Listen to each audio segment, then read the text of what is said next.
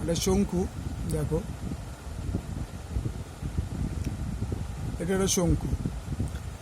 শঙ্কুর এটা হচ্ছে হাইট, মানে স্ট্রেট উচ্চতা এইচ। এটা হচ্ছে স্ল্যান্ট হাইট, মানে তির্যক উচ্চতা। এটা ইন্ডিকেট করা হচ্ছে এল দ্বারা। এটা হচ্ছে রেডিয়াস আর, মানে ব্যাসার্ধ। তাই বলেছে লম্ব বৃত্তাকার শঙ্কুর আয়তনটা বলে দিয়েছে। লম্ব বৃত্তাকার শঙ্কুর আয়তন, শঙ্কুর আয়তন ইকুয়াল টু 100 পাই ঘন সেমি। আমরা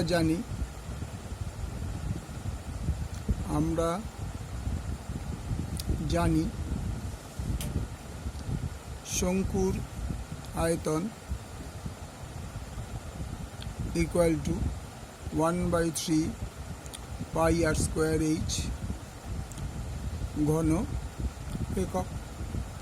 সুতরাং 1/3 pi r square h equal to 100 পাই।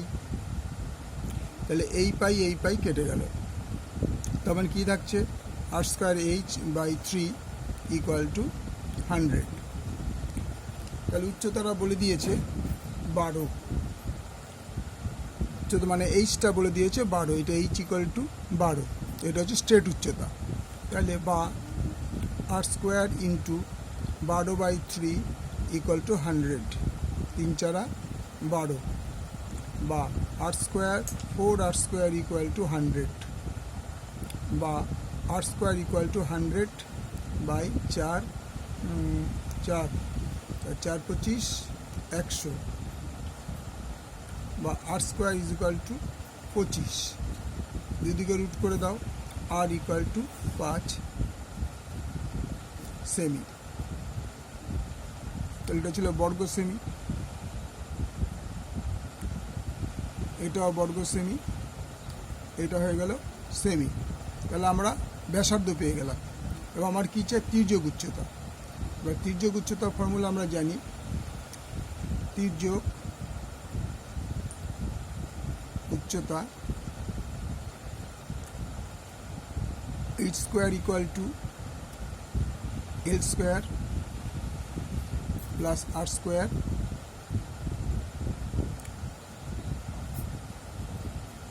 বর্গ একক। এটাও মাইনাস। তাহলে এইচ আমরা কত পেয়েছিলাম? 12 স্কোয়ার।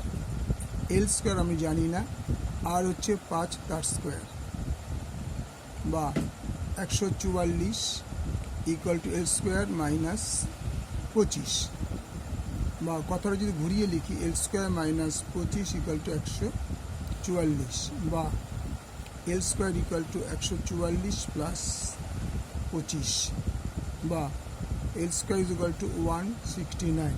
দুদিকে রুট করে দিই, এল ইকুয়াল টু 13 সেমি।